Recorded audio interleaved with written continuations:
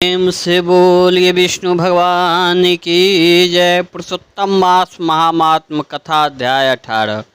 नारद जी बोले, हे तपोनिधे, उसके बाद साक्षात भगवान वाल्मीकि मुनि ने राजा धृतधनवा को क्या कहा सो आप कहिए। श्री नारायण बोले, वह राजा श्री धृतधनवा अपने पूर्व जन्म का वृत्तांत सुनकर आश्चर्य करता हुआ मुनि श्रेष्ठ वाल्मीकि मुनि से पूछता है। धृतधनवा बोला, हे ब्राह्मण, आपके नवीन नवीन सुंदर अमृत के समान वचनों को बारंबार पान कर भी मैं तृप्त नहीं हुआ, इसलिए पुनः उसके बाद का वृत्तांत कहिए। वाल्मीकि मुनि बोले, हे जगतपति, इस प्रकार उस ब्राह्मण के विलाप करते समय गर्जना से दसों दिशाओं को गुंजित करता हुआ असमय में होने वाला मेघ, आर्या पर्वतों को काँप पाने के समान तीक्ष्ण स्पर्श वाला वायु बहने लगा और बिजली अतन्य चमकती हुई अपनी आवाज़ से 10 दिशाओं को पूर्ण करती हुई इस तरह 1 मास तक वृष्टि हुई, जिस जल से पृथ्वी भर गई, परंतु पुत्र शोक रूप अग्नि के ताप से संतप्त वह ब्राह्मण कुछ भी नहीं जान सका। न तो जलपान किया और न भोजन ही किया, केवल हे पुत्र इस प्रकार कहकर विलाप करते हुए ब्राह्मण का उस समय जो मास व्यतीत हुआ वह श्री कृष्णचंद्र का प्रिय पुरुषोत्तम मास था।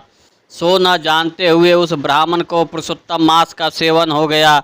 उस पुरुषोत्तम मास के सेवन से अत्यंत प्रसन्न नूतन मेघ के समान श्याम वर्ण वर्णमाला से भूषित हरि भगवान स्वयं प्रकट हुए। जगत के नाथ हरि भगवान के प्रकट होने पर मेघ समूह गायब हो गया। उस ब्राह्मण ने पुरुषोत्तम श्री कृष्णचंद्र को देखा। दर्शन होने के साथ ही गोद में लिए हुए पुत्र के शरीर को जमीन पर रखकर स्त्री सहित ब्राह्मण श्री कृष्ण भगवान को दंडवत नमस्कार करता हुआ हाथ जोड़कर श्री कृष्ण भगवान के सामने खड़ा होकर श्री कृष्ण भगवान ही हमारे रक्षक हो ऐसा विचार करता हुआ भगवान भी पुरुषोत्तम की सेवा से प्रसन्न हो अमृत की वृष्टि करने वाली अत्यंत मधुर वाणी से बोले। श्री हरि भगवान बोले, भो सुदेव, तुम धन्य हो, इस समय आप भाग्यवान हो। तुम्हारे भाग्य के वर्णन करने में त्रिलोक में कौन समर्थ है। हे वत्स, हे तपोधन, जो तुम्हारा होने वाला है उसको हम कहेंगे, तुम सुनो।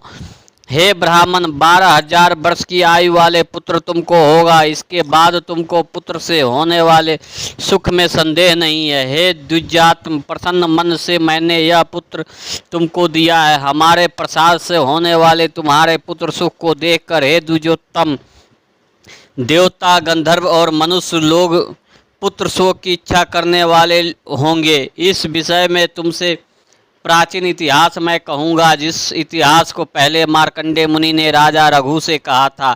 प्रथम कोई श्रेष्ठ मन वाले धनु नामक मुनीश्वर लोग को पुत्र रूप मानसिक चिंता से जले हुए देखकर दुखित हुई और अमर पुत्र की इच्छा करके दारुण तप करने लगे। 1000 वर्ष बीत जाने पर धर्म मुनि से देवता लोग बोले, हे मुनीश्वर, तुम्हारे कठिन तप से हम सब प्रसन्न हैं, इसलिए अपने मन के अनुसार श्रेष्ठ वर को मांगो।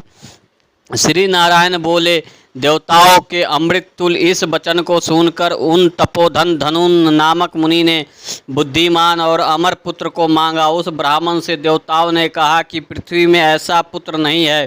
तब धनु मुनि ने देवताओं से कहा कि अच्छा, ऐसा पुत्र दो जिसके आयु की मर्यादा बंधी हो। देवताओं ने कहा कि कैसी मर्यादा चाहिए, कहो। इस पर उस मुनि ने भी कहा कि यह महान पर्वत जब तक रहे तब तक उसकी आयु होवे, ऐसा ही हो। इस प्रकार कहकर इंद्रादि देवता स्वर्ग को चले गए। धनु शर्मा ने थोड़े समय में वैसे ही पुत्र को प्राप्त किया। उस मुनि का पुत्र आकाश में चंद्र के समान बढ़ने लगा। 16वें वर्ष के होने पर मुनीश्वर ने पुत्र से कहा, हे बस, यह मुनि लोग कभी भी अपमान करने योग्य नहीं है। इस तरह शिक्षा देने पर भी उस पुत्र ने मुनियों का अनादर किया। आयु की मर्यादा के बल से उन्मत्त उसने ब्राह्मणों का अपमान किया। किसी समय परम क्रोधी महर्षि नामक मुनि ने विधि से शुभ फल देने वाले शाला ग्राम शिला का पूजन किया। उसी समय उस बालक ने वहां आकर शाला ग्राम की शिला को जल्दी से लेकर अपनी चंचलता के कारण हंसता हुआ पूर्ण जल में वाले कूप में छोड़ दिया। क्रोध से युक्त दूसरे काल रुद्र के समान महर्षि मुनि ने उस धनु मुनि के पुत्र को श्राप दिया कि वह कि यह अभी मर जाए, परंतु उसे मृत्यु हुए न देखकर मन में मृत्यु के कारण का ध्यान किया। देवताओं ने इस धनु मुनि के पुत्र को निमित्तायु वाला वरदान दिया है। इस तरह चिंता करते हुए महर्षि मुनि ने लंबी सांस ली, जिससे कई कोटि महिष पैदा हो गए और उन महिषों ने पर्वत को टुकड़ा टुकड़ा कर दिया। उसी समय मुनि का अत्यंत दुर्मुद लड़का मर गया। धनु मुनि ने अत्यंत दुख से बार बार विलाप किया। बाद अनेक प्रकार विलाप कर पुत्र के शरीर को लेकर पुत्र के दुख से अत्यंत पीड़ित हो चिंता की अग्नि में प्रवेश किया। इस प्रकार हठ से पुत्र प्राप्त करने वाला कभी भी सुख को नहीं पाते हैं। हे तपोधन, गरुड़ जी ने अब जो पुत्र दिया है, इससे संसार में तुम प्रशंसनीय पुत्रवान होगे।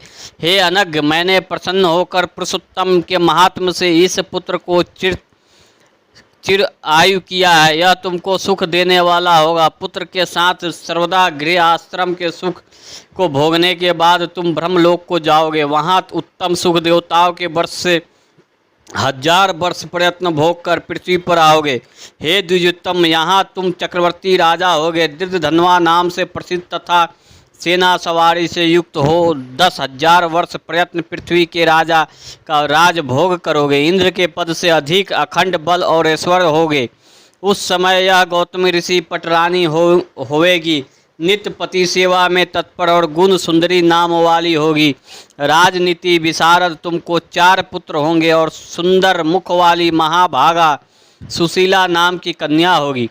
हे महाभग, सुरों और असुरों को दुर्लभ संसार के सुखों को भोग कर तुम संसार रूपी समुद्र के पार करने वाले विष्णु भगवान को जब भूल जाओगे, तब हे विप्र, उस समय वन में यह तुम्हारा पुत्र शोक पक्षी होकर बट वृक्ष के ऊपर बैठकर वैराग्य पैदा करने वाले श्लोक को बार बार पढ़ता हुआ तुमको इस प्रकार बोध कराएगा। सुख पक्षी के वचन को सुनकर दुखित मन होकर घर आओगे। संसार के विषय सुख को छोड़कर चिंता रूपी समुद्र में मग्न हे भूस्वर, तुमको वाल्मीकि मुनि आकर ज्ञान कराएंगे।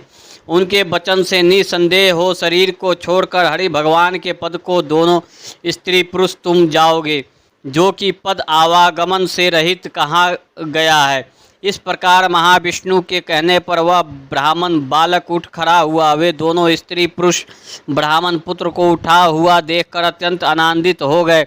सब देवता लोग भी संतुष्ट होकर पुष्पों की वर्षा करने लगे। सुखदेव ने भी श्री हरि को और माता पिता को प्रणाम किया। उस ब्राह्मण के पुत्र के साथ देखकर गरुड़ जी भी अत्यंत प्रसन्न हुए। उस समय चकित होकर ब्राह्मण ने श्री हरि भगवान को नमस्कार किया और हाथ जोड़कर हृदय में होने वाले संदेह को दूर करने के लिए हर्ष के कारण गदगद वचन से जगदीश्वर से बोला, हे हरि, मैंने 4000 वर्ष प्रयत्न लगातार अत्यंत दुष्कर तप किया। उस समय मेरे को आपने वहां आकर जो कठोर वचन कहा कि हे बस, हमने अच्छी तरह देखा है, इस समय तुमको निश्चय पुत्र नहीं है। हे हरि, उस वचन का उल्लंघन कर मेरे मृत पुत्र को जीवित करने का कारण क्या है, सो आप कहिए। श्री वृंदावन पुराणे पुरुषोत्तम मास महात्म अष्टम 10वां अध्याय। प्रेम से बोली विष्णु भगवान की जय।